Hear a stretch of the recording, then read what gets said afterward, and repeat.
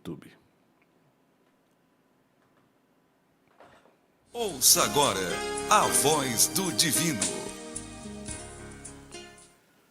Louvado seja o nome do Senhor Jesus Cristo. Louvado seja Deus. Gênesis capítulo 1. Gênesis capítulo 1. Nós vamos ler esse capítulo que tem aqui 31 versículos. Eu acho que hoje dá para ler com vocês até o versículo de número...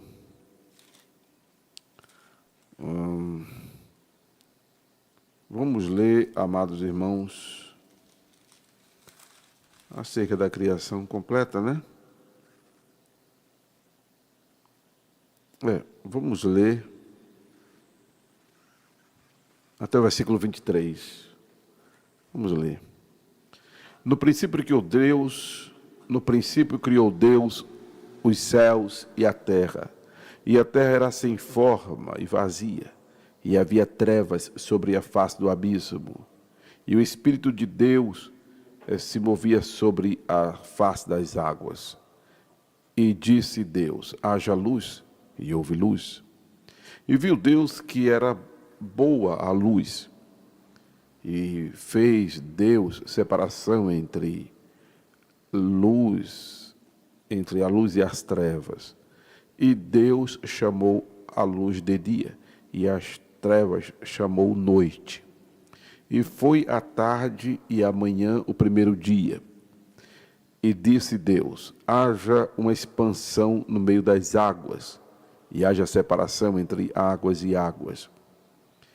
E fez Deus a expansão, e fez separação entre as águas que estavam debaixo da expansão e as águas que estavam sobre a expansão. E assim foi. E chamou Deus a expansão céu. E foi a tarde e a manhã o dia segundo. E disse Deus: ajuntem-se as águas debaixo dos céus no lugar, e apareça a porção seca. E assim foi. E chamou Deus a porção seca terra, e ao ajuntamento das águas chamou mares. E viu Deus que era bom. E viu Deus que era bom. E disse Deus: produz a terra erva verde, erva que dê semente, árvore frutífera que dê fruto, segundo a sua espécie, cuja semente esteja nela sobre a terra. E assim foi. E a terra produziu erva dando semente conforme a sua espécie, e árvore frutífera, cuja semente está nela, conforme a sua espécie. E viu Deus que era bom. E foi a tarde e a manhã o dia terceiro. E disse Deus: haja luminares na expansão dos céus, para haver separação entre o dia e a noite. E sejam eles para sinais, e para tempos determinados, e para dias e anos. E sejam para luminarem, e sejam para luminares na expansão dos céus, para alumiar a terra. E assim foi. E fez Deus os dois grandes luminares, o lumiar maior para governar o dia, e o luminar menor para governar a noite. E fez as estrelas. E Deus pôs na expansão dos céus para alumiar a terra, e para governar o dia e a noite, e para fazer separação entre luz e as trevas. E viu Deus que era bom. E foi a tarde e a manhã o dia quarto. E disse Deus: produzam as águas abundantemente répteis de alma vivente, e voem as aves sobre a face da expansão dos céus. E Deus criou as grandes baleias e as águas abundantes, e as águas abundantemente produziram conforme a sua espécie, e toda árvore e toda ave de asas conforme sua espécie. E viu Deus que era bom. E Deus os abençoou, dizendo: frutificai e multiplicai-vos, e enchei a terra nos mares, e as aves se multipliquem na terra. E foi a tarde e a manhã o dia 5º. Amém? Louvado seja Deus, louvado seja Deus. Bem, eu quero, nesta abertura da nossa leitura do Velho Testamento, ou Antigo Testamento, como queira chamar, né? Inclusive, a nota que eu quero dar é exatamente sobre isso. Eu não vou estar fazendo uma abordagem focada em curiosidade bíblica. Primeiro, isso não é meu perfil. Tá? Quem já me acompanha há algum tempo sabe que esse não é meu perfil. E nem é o intuito das abordagens aqui no Acorda a Bênção. As abordagens, que também não é de versículo por versículo, primeiro que eu não tenho esse cabedal todo, não tenho essa capacidade toda, né? Mas não é em função de estar, por exemplo, criando situações especulativas, como com quem foi que Caim casou. Eu até brinco dizendo com quantas madeiras Noé fez a arca, o sinal que Deus deu a Caim, qual foi o sinal. Essas especulações, eu prefiro não me ater a elas. Eu vou me manter, inclusive, focado na advertência que recebemos do livro de Apocalipse, de que quem acrescentar alguma coisa às palavras desta profecia, Deus fará vir sobre ele as pragas que estão escritas neste livro, bem como, se alguém tirar quaisquer palavras do livro desta profecia, Deus tirará a sua parte da árvore da vida e da cidade que estão escritas, e da cidade santa. Né? Então, eu não quero incorrer no risco de inventar, de estar criando nada, de estar conjecturando, de estar levantando questões de debate ou alimentando qualquer um debate que exista referente à Escritura Sagrada. Como eu estava dizendo na abordagem que fiz já anterior, esses debates teológicos não levam as pessoas a nada. Para quem já tem um certo conhecimento é bom, porque vai estar vendo, não é, outras filosofias, outros pensamentos, outras ideologias. Porém, é perigoso para quem é neófito, é perigoso para quem é novo convertido. Eu sugiro que você, novo convertido, evite estar assistindo debate, que isso não vai ajudar você em nada. Não é? Mas para quem já tem uma bagagenzinha, aí é interessante, porque busca conhecimento. Pastor, o novo convertido não deve buscar conhecimento, não é isso que eu estou dizendo. Mas é o perigo do novo convertido estar tomando esse caldo de mocotó, digamos assim. O novo convertido tem que estar bebendo leite. Tem que começar com algo leve. O conhecimento é válido, deve buscar. Mas aí o novo convertido pode se engasgar espiritualmente, né? E engasgo mata. Se não souber fazer a manobra de Heimlich, a pessoa acaba morrendo. Né? A manobra de Heimlich é a manobra do desengasgo. Né? E se não fizer esse desengasgo espiritual, a pessoa vai morrer. Porque a palavra de Deus ela dá vida, mas se quem manipular ela não fazer com devido cuidado, pode matar as pessoas. Eu estava dizendo que a responsabilidade de pregar o evangelho é como o cirurgião cardiovascular que está com o coração da pessoa na mão, ou então o cirurgião ou neurocirurgião, né? Que está com o cérebro da pessoa ali e uma manobra errada, né? Em um dos lóbulos cerebral pode lesionar a pessoa pro resto da vida ou matá-la. Deixar a pessoa vendo sem entender o que está vendo, ouvindo sem entender o que está ouvindo, sem conseguir falar, perder os movimentos, né? E a pessoa de repente até ficar paralítica. Se atinge a medula espinhal, a pessoa pode ficar tetraplégica. Então veja que é uma responsabilidade muito grande pregar o evangelho, muito mais do que o neurocirurgião, do que o cirurgião do coração, não é? Porque é uma situação que você pode levar a pessoa para o céu ou para o inferno. Por isso que eu prego a palavra, eu abordo a Escritura com a seriedade dessa responsabilidade que é gigantesca.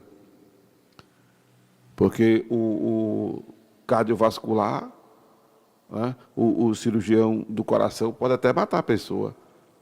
Mas se a pessoa for salva, ela vai para o céu. O neurocirurgião pode até lesionar a pessoa ficar... Mas se for salva, está guardada, o espírito dela está seguro. Mas ministrando a palavra, não. Ministrando a palavra, eu posso estar mandando a pessoa para o inferno a passos largos, se eu ensinar coisa errada. Aí você que está do outro lado diz, e a pessoa vai, pastor? Pelo que se eu ensinar de errado. A gente percebe por aí que tem muita gente indo por quem está ensinando coisa errada, né? E pessoas que de repente têm um apreço, uma credibilidade em mim, uma confiança em mim, vai aceitar o que eu estou dizendo, não é? Algumas vão fazer o que eu sugiro, como os crentes de Bereia, que analisavam o que Paulo dizia, e era Paulo, não é? Mas, pelo teor de confiança, de credibilidade que já tem ao longo desses anos todos que me escuta, vai, de certa forma, concordar, não simplesmente porque sou eu, mas pela capacidade que Deus tem nos dado de conseguir fazer as pessoas assimilarem a Escritura de uma forma, digamos, melhor, de uma forma talvez mais fácil. Eu reconheço isso com modéstia, porque a capacidade de quem tem me dado é Deus. Quem tem me dado é Deus. Eu, dia desses, estava visitando a igreja de um colega e ele fez um comentário que eu senti um peso muito grande, mais do que o peso dessa palavra ilustríssimo, como sou tratado aqui pelo meu irmão em Cristo, amigo e ovelha, capitão Luiz Carlos. O irmão disse, quando eu estava visitando a igreja dele, eu escuto este homem, ele dizia de mim, e este homem, ele tem um dom que ele dizendo, vejo em poucas pessoas, ele tem o dom do doutorado de Efésios 4:11, não é o doutorado acadêmico, mas o doutorado divino, não é? Que Deus constituiu, ele é a palavra dele, e vejo o peso. E eu, uma vez falando sobre esses dons, eu dizia que ser o doutor lá de Efésios 4:11, que Deus constituiu uns para apóstolos, pastores e doutores. Esse doutor, segundo essa constituição divina, é a pessoa que tem a habilidade de enxergar o que dificilmente outras pessoas enxergam e de passar como dificilmente outras pessoas passam, mas de maneira que as pessoas entendam. Eu dei essa definição há muitos anos atrás. E aí eu chego agora em uma igreja, o cara diz que me vê com esse doutorado, a responsabilidade é muito grande. E louvado seja Deus, eu reconheço que a capacidade de quem tem me dado é Deus. Eu já disse, eu já até ministrei um curso de nível básico em de teologia na igreja em que congrego, o Templo do Corpo de Cristo. E eu já disse aos irmãos que eu bebi da água de seminário teológico para que muita gente não beba. Porque os seminários não ensinam Bíblia. Quem quiser Bíblia, vá para a escola dominical da sua igreja, para os cultos de ensinamento das suas igrejas, para os cultos de estudos bíblicos de sua igreja, ou então escuta o Acorda a Bênção. Mas leia a Bíblia, sobretudo. Leia a Bíblia, sobretudo. Você só vai entender Bíblia lendo Bíblia. E seminário teológico, o que menos ensina é Bíblia. Vai ensinar pensamentos, filosofias de teóricos, de teólogos.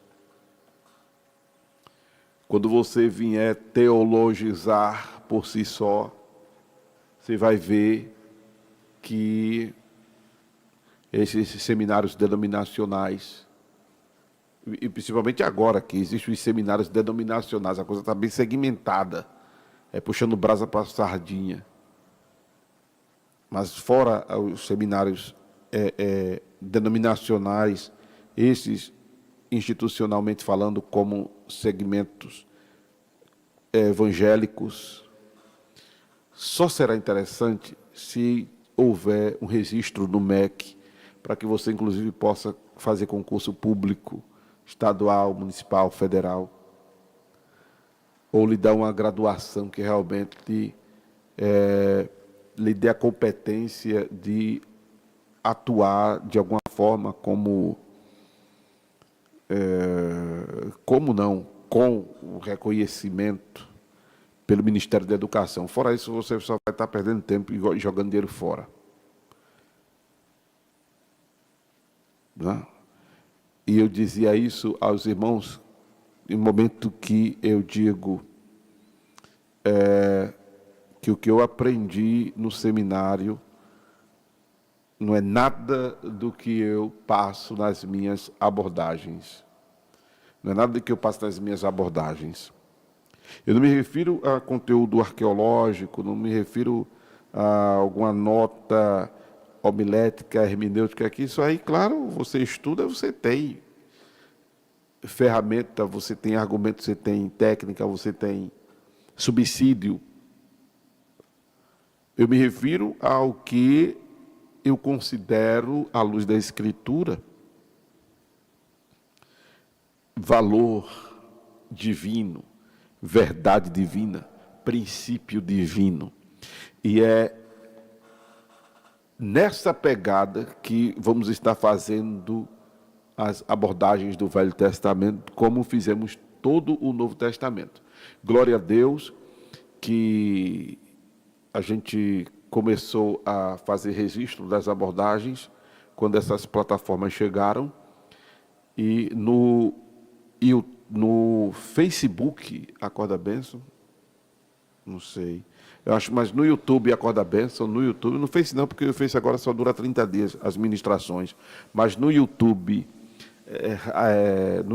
Acorda a Bênção, no YouTube, Acorda a Bênção, você tem as abordagens do Novo Testamento, se eu não me engano, completas, de Mateus a Apocalipse.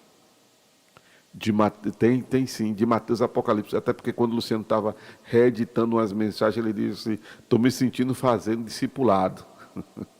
Achei engraçado essa fala de Lu. Eu estou me sentindo fazendo discipulado. Então, se você quer...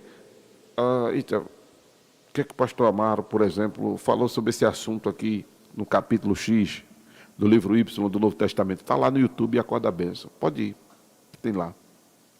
Mateus capítulo 1 até Apocalipse capítulo 22. Está lá no YouTube, Acorda a Bênção. É a segunda vez, não, é a terceira vez que eu volto a falar do Velho Testamento. Eu tenho algumas ministrações gravadas, mas não está nem comigo isso. Eu acho que ficou no computador da outra emissora, não é? E pela misericórdia de Deus, agora nós vamos conseguir registrar, né? Pela terceira vez que eu estou lendo o Velho Testamento no Acorda a Bênção, mas dessa vez nós vamos conseguir registrar de Gênesis a Malaquias, em o nome de Jesus Cristo.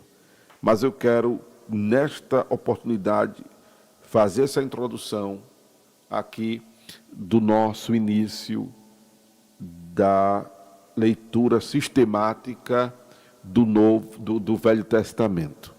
Amém? Talvez eu não faça já hoje um comentário desses primeiros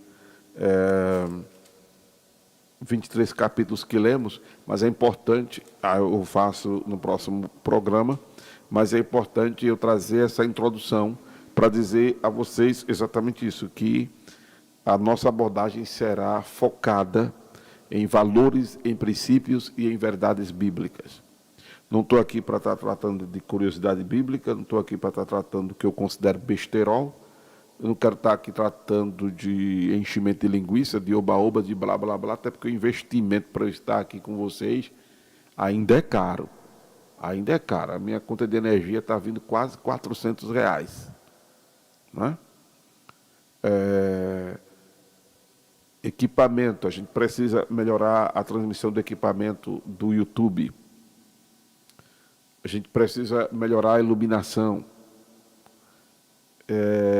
O investimento é caro. Fora equipamento, não é? Eu sinto no meu coração, até por reconhecimento que não é de agora, mensalmente dar um presente para Luciano. Queria eu poder dar um presente que recebi mês passado e repassei para ele. Queria eu poder, não é? O presente que o irmão mandou para eu entregar para ele. Queria eu, todo mês, receber aquele presente para o irmão. Louvado seja Deus. Mas eu preciso ser grato a Luciano na prática. Sabe, ele não me cobra nada. Nem quero constrangê-lo em estar dizendo o nome dele aqui. Mas ele dedica tempo para estar, por exemplo, me dando assistência para que o sistema multistream esteja funcionando. O meu tempo, e eu não estou cobrando meu tempo, não estou falando do meu tempo, não estou cobrando a vocês o meu tempo. Até porque eu ensino aqui de graça. Não é? Eu dou aula aqui de Bíblia, de teologia, de pastoreamento, de graça. Não estou cobrando isso. Mas eu quero me referir ao preço que eu pago, por exemplo, do meu tempo, eu poderia estar descansando. Pastor, mas quem inventou esse negócio foi o Senhor, amém. Não estou querendo que vocês se sintam incomodados, nem chateados, eu só estou dizendo que há um investimento muito alto para eu estar aqui com besteira. Para eu estar aqui enchendo linguiça, para eu estar aqui com bababá, com oba-oba. Não, Deus me livre disso. Fora o outro argumento que eu acabei de mencionar, da responsabilidade enorme que é pregar o Evangelho. É quando eu volto a dizer, eu não entendo o que é que passa na cabeça de algumas pessoas que se nomeiam lideranças para inventar coisas que não tem na Bíblia.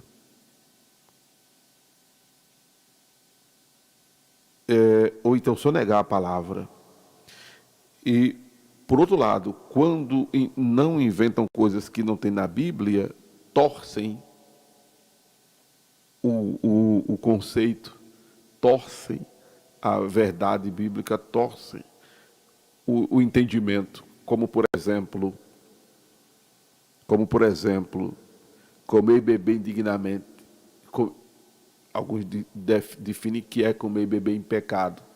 Como eu disse, Dia desses eu fiz um vídeo aí no Instagram, está no TikTok, dizendo que toda pessoa convertida a Jesus tem o direito, o dever, a necessidade de cear. Aí um colega pastor, eu discordo, eu disse, não, pastor, fica à vontade, reverendo. Mas isso aí não é ideia minha, isso aí é um conceito bíblico.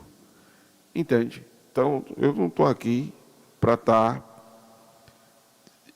querendo ser agradável, para estar concordando com fulano e Beltrano, com Paul Tillich, com Bultmann, com Luiz Berkoff, com Lutero, com Savonarola, com D.L. Moody, com essa turma toda. Estou aqui para estar concorrendo com eles filosoficamente, teologicamente, não. Estou aqui para compartilhar com vocês verdades, princípios e valores deste livro que deve ser a nossa única regra de fé e prática, e tratar com vocês de coisas que são relevantes para o viver cristão, o dia a dia, o comportamento, as atitudes, as ações.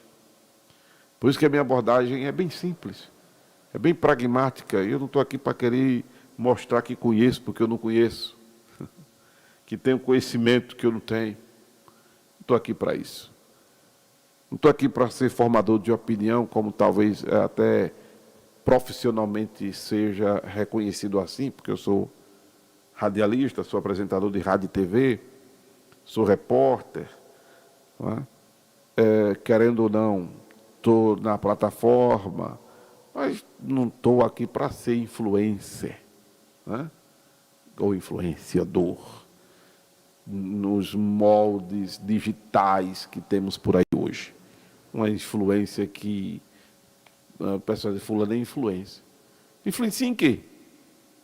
Então só ganha dinheiro, às custas de muita gente boba, né? Que visualiza, que curte, que comenta, que compartilha e que faz aumentar o público dessas pessoas. Aí essas pessoas começam a receber patrocínio em suas redes sociais, enriquecem, e a gente está vendo aí um monte de gente envolvida depois com um bocado de coisa errada. Não é? O nosso produto, eu tenho dito, não é vendável. Os irmãos mal compartilham, os irmãos mal comentam, os irmãos mal curtem, alguns porque não sabem, outros porque não fazem, mesmo porque... Eu estava dizendo também na introdução que estava fazendo este livro, no programa que apresento de manhã, que para algumas pessoas é desinteressante a palavra, alguns não querem nem ouvir, mas isso não me desmotiva, porque eu recebi do Senhor a palavra que Ele deu ao profeta Ezequias, ao profeta Ezequiel, não é? Fale, quer ouçam, quer deixem de ouvir. Eu postei o link de uma mensagem, fiz um comentário para alguns irmãos. Irmãos, estou pensando seriamente em parar de falar a palavra. O pessoal não comenta, não curte, não compartilha. Os irmãos ficaram preocupados. Não, não faça isso não, pastor. Não, mas se for só para provocar, eu não vou fazer isso não. Porque em outro momento que realmente me deu vontade, eu recebi de Deus essa palavra. Fale, quer ouçam, quer deixe de ouvir. Amém? Porque temos pontuado verdades bíblicas, princípios divinos, valores divinos, que uma vez a gente absorvendo isso, incorporando isso e vivenciando isso e coadunando com a nossa realidade existencial, a gente vai estar sendo assistido pelo divino, suprido pelo divino, protegido pelo divino, atendido pelo divino, honrado pelo divino, mantendo a comunhão com o divino, mantendo a relação estreitada com o Pai Celestial, porque estaremos no lugar da bênção e ainda iremos para a eternidade morar com Deus.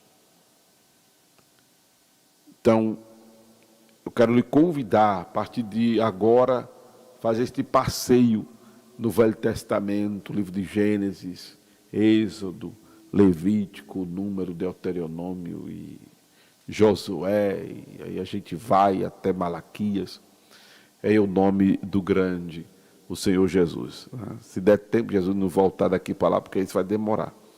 Eu digo demorar a leitura, né? Hoje mesmo, eu só li os primeiros 20 e poucos versículos do capítulo 1 de Gênesis, e que nem vou entrar na abordagem dele agora, propriamente dita, né? Mas fiz essa introdução que é importante vocês saberem do que nós vamos estar tratando aqui, que não será, volto a dizer, aqueles detalhes de curiosidade bíblica e tal, o que eu vou estar, obviamente, em muitos momentos fazendo é uma refutação, alguma heresia daquilo que fomos inspirados por Deus para pontuar. Vamos estar refutando, como por exemplo, na próxima abordagem, que eu vou me deter aqui a esses primeiros 23 versículos, já vou dizer uma coisa aqui forte. Eu vou estar fazendo refutação a algumas doutrinas do segmento, inclusive, evangélico. Vou estar fazendo uma refutação, por exemplo, a doutrina da Trindade, vou estar fazendo uma refutação a isso. Vou estar fazendo uma apologia à verdade bíblica, pela coerência do texto sagrado, porque é importante. Aí vem essa nota hermenêutica, olha aí. A coerência do contexto sagrado. Não só a coerência do contexto sagrado, mas a coerência do raciocínio teológico, da nossa compreensão de Deus. Da nossa compreensão de Deus. Como eu falei, dia desses, né, em refutação à doutrina da predestinação, eu refutei a doutrina da predestinação, porque ela cai na incoerência de atribuir uma injustiça àquele que é justo. Entende agora o que eu estou dizendo? Louvado seja Deus. São dessas coisas que nós vamos estar tratando. Agora, volto a dizer, não é para cunho de debate, não. Eu vou estar dizendo, afirmando e pronto. Quem quiser crer, amém. Quem não quiser não crer, não creia. Não estou aqui para fazer aquilo que Deus não faz. Deus não força ninguém a crer. Deus não pega pela beca de ninguém e creia assim, não. Deus simplesmente existe, Deus simplesmente opera, Deus simplesmente faz. Quem quer crer, amém. Quem não quer crer, amém. Quem crê está na bênção, quem não crê está no problema. Com Deus é assim. Aí vou eu esquentar, vou eu me estressar para que tu creia. Vou te mostrar como é que eu creio. Vou te apresentar a Bíblia como ela quer que você creia. Se você for pela Bíblia, sob essa orientação inspirada que temos recebido de Deus, amém. Do contrário, vai queimar aí pestana, lendo bem muito de livro de teologia, que vai ajudar você a entender um bocado de coisa. E que no fim, você vai ficar mais embaralhado do que quando não lia eles. Não estou dizendo que você não deve ler, ao contrário. Ao contrário. Mas se você não procurar elaborar um raciocínio na humildade, sabe? Procurando fazer a palavra de Deus ter proeminência, procurando fazer a palavra de Deus ter vez e voz, aí você vai se dar mal. Porque eu volto a dizer, às vezes, eu falei isso nas abordagens que fiz já no finalzinho de Apocalipse. Às vezes a palavra é dura para eu falar. Por que é dura para eu falar? Porque está indo de desencontro ao meu comportamento, está batendo no meu comportamento, está me acusando de pecado. Sim, Paulo disse que conheceu o pecado lendo a Bíblia, lendo a Escritura Sagrada. O termo Bíblia é um termo relativamente novo comparado à Escritura, né? Ele disse que ele não sabia o que era pecado se ele não conhecesse a lei. Aí, por causa disso, eu vou deixar de falar a palavra? De maneira alguma, eu tenho que falar. Porque se eu não estou vivendo o que eu vou falar, eu agora devo passar a viver. Devo passar a viver. Amém? Se você canta um hino, que de repente a letra dele não bate com o seu comportamento, passe a viver, por exemplo, aquele hino. Pela manhã eu me dirijo em louvores ao Deus que tem sido minha única esperança. Aí você diz, poxa, de manhã eu não me dirijo em louvor a Deus, então eu não vou cantar esse hino, não.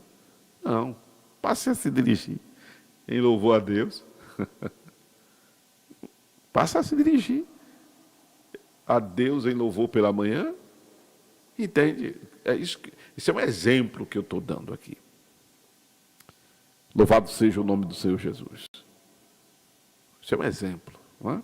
Então, vou estar fazendo refutação à doutrina que, de repente, mexe com as pessoas, e, claro, pela inspiração do divino, porque é muita coisa. A Bíblia é uma fonte inesgotável. Volto a dizer, a abordagem não é versículo por versículo, mas se o Espírito Santo nos inspirar de falar sobre isso aqui, Pai, Ele vai nos dar capacidade da gente, não é? Argumentar de maneiras que a gente não venha depois. Ó, irmão, aquele assunto que eu tratei tal dia, eu quero fazer uma correção. Não é assim, não. Para com isso. Eu não posso estar pregando o evangelho assim. Que hoje tem esse entendimento e amanhã, depois, tem outro entendimento. Que evangelho é esse? O evangelho não tem esse aspecto camaleão que se adapta ao ambiente, à cultura, ao lugar. Não. A palavra de Deus, ela é cosmológica, ela é universal, ela é transcendental, ela é atemporal, ela é para todo tempo. Ela é para todo tempo. Porque o que é pecado para Deus aqui no Brasil é pecado para Deus lá na China. Eu digo assim porque é do outro lado do mundo. Enquanto aqui é de manhã, lá é de noite. Só para ter ideia. Não é? O que é pecado para Deus no Oriente é pecado no Ocidente. O que é pecado no Leste é pecado no Sul, é pecado no Oeste, é pecado no Norte, é pecado... Não existe... Não, isso é pecado, mas ali não é pecado, não. Acho que Deus seria esse que nós estamos falando. Que as variações e mudanças. Ao contrário, no nosso Deus não há sombra nem variação de mudanças.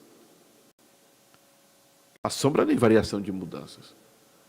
Aí vem o pensamento que Deus trata fulano de um jeito, fulano de outro. Não, Deus trata todo mundo igual. O amor de Deus é igual para todo mundo. Agora, Deus conhece a estrutura de Amaro, Deus conhece a estrutura de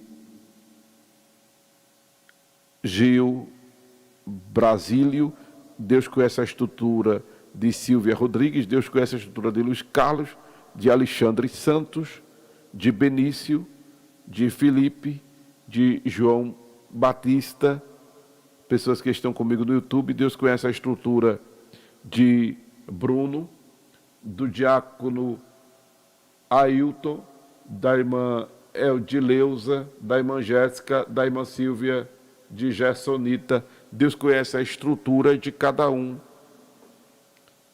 Mas Deus ama todos iguais. E o que é pecado na vida de um, para Deus, é na vida do outro também. Não, fulano, tu pode fazer isso porque tu é mais bonitinho, porque tu é mais fofinho, porque tu é... Ah, não, porque tu é cheio de problema, então tu pode. Não, o que é errado é errado. O que é errado é errado. O que é certo, o que é errado é errado. Então são essas questões que nós vamos estar tratando ao longo da nossa abordagem em todo o Velho Testamento, como fizemos no Novo Testamento.